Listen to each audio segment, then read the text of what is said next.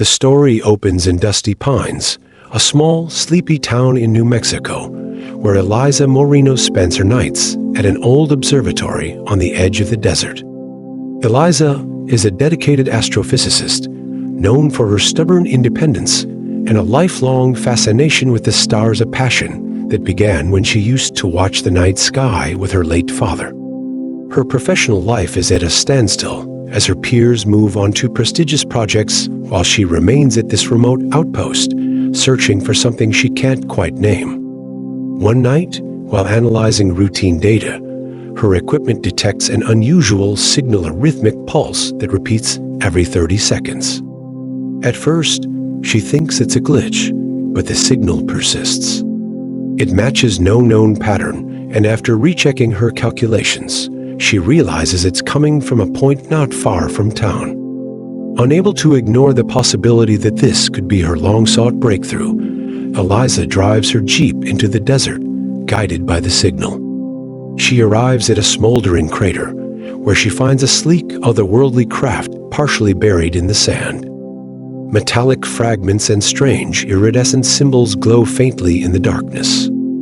Amidst the debris lies Kale, an alien with striking silver eyes and skin marked by glowing blue lines that pulse with an eerie light. His breathing is labored, and he looks at Eliza with a mix of fear and relief. Despite her fear, she can't bring herself to leave him to die. She helps him into her Jeep and drives back to her isolated cabin, hoping she's not making a terrible mistake. Eliza tends to Kale's injuries in her cabin, struggling to reconcile the strange reality of her new houseguest. Kale initially reacts with suspicion, speaking in a language that sounds like music and whispers. But over time, he activates a small device that translates his speech, allowing them to communicate. Kale's voice, though robotic through the device, reveals a depth of emotion. He explains that he is from a distant planet, Sci-Fi 9, and was part of a scientific mission sent to explore Earth. His ship malfunctioned, leading to the crash. Kale's people, the Sarians, are technologically advanced, but face a dire crisis. Their homeworld is slowly dying due to a war that has poisoned their oceans and atmosphere. They have been searching for habitable planets or potential allies among the stars. Earth, with its abundant resources, was meant to be a potential refuge or partner. Kale warns that some Sarians view humanity as little more than a means to survive, raising the possibility of a future invasion. Eliza is torn between curiosity and fear. She presses Kale with questions, fascinated by his descriptions of Cygna 9's vibrant cities and its history before the war. At the same time, the reality that she is harboring an alien weighs heavily on her. Despite their differences, a connection begins to form between them, something neither expected. Kale is intrigued by Eliza's resilience and her defiance of her own fear. Eliza sees in Kale a kindred spirit, someone burdened by a sense of loss and searching for something more. Unknown to them, Commander Drake, the head of a covert government agency known as Section Omega, has detected the remnants of Kale's ship and has begun a search for its occupant. Surveillance footage from the desert shows Eliza's Jeep near the crash site, making her a target of their investigation. Eliza and Kale grow closer as they work together to recover the communication device from the wreckage of Kale's ship, hoping to send a message to his people and possibly prevent them from viewing Earth as a hostile target. Their journey into the desert brings them face to face with the stark beauty of the landscape. They camp under a sea of stars, sharing stories of their worlds.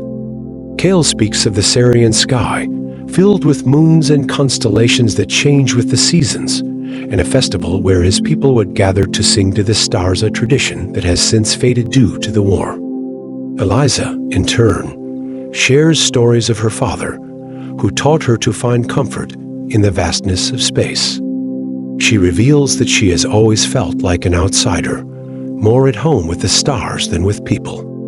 One night, as they lie on the cool desert sand, Eliza realizes how much she has come to trust Kale. She finds herself leaning closer to him, feeling the warmth of his presence despite the alien glow of his skin. Kale's hand brushes against hers, a simple touch that carries unspoken meaning. The air between them feels charged, but just as Eliza leans in, Kale pulls back, reminding her of the dangers ahead. He warns her that the signal from his device may have already reached his people and that they could be on their way. Their moment is interrupted when Kale detects surveillance drones nearby. They barely evade capture, but the close call leaves them both shaken. Kale suggests that Eliza leave him behind, fearing that he is putting her in too much danger. Eliza refuses, stating that she's made her choice. She cares for him too deeply to turn back now, even as she struggles to understand what that means. The tension reaches a peak when Eliza and Kale return to the crash site to retrieve the final component of the communication device. They are ambushed by Section Omega agents, led by Commander Drake. In the ensuing chaos, Kale is hit with a tranquilizer dart, collapsing in Eliza's arms. Desperation fuels her as she fights back, but the agents overwhelm her. Kale is taken, and Eliza is left behind, devastated. Eliza is questioned by Section Omega, but refuses to give up any information about Kale's true nature. Drake attempts to intimidate her, warning her that harboring an alien could have dire consequences. He hints at the government's interest in weaponizing alien technology, making it clear that Kale's capture is about more than just national security, it's about power. After being released, Eliza seeks out Dr. Harris, her former mentor, and the only person she trusts who might be able to help. Dr. Harris is initially skeptical, but when Eliza shows him a fragment of Kale's technology, he agrees to help. They hatch a plan to break into the government facility where Kale is being held, relying on Dr. Harris's knowledge of Section Omega's protocols and Eliza's determination. Inside the facility, Kale endures intense interrogation. Despite the pain, he refuses to reveal any information that could harm Eliza or humanity. His thoughts linger on the memory of Eliza's smile and the brief moments of peace they shared, giving him the strength to hold on. Eliza and Dr. Harris execute their plan, infiltrating the high-security facility under the cover of night. As they navigate the labyrinthine hallways, tension runs high. Eliza's heart races with every step, knowing that one wrong move could mean their capture. They disable security cameras, avoid guards, and finally reach the holding cells.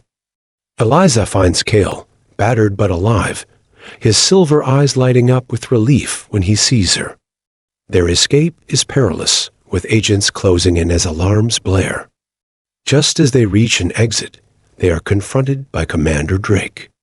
He holds a gun to Eliza, demanding that Kale surrender. But Eliza steps forward, speaking passionately about the importance of understanding rather than fearing the unknown.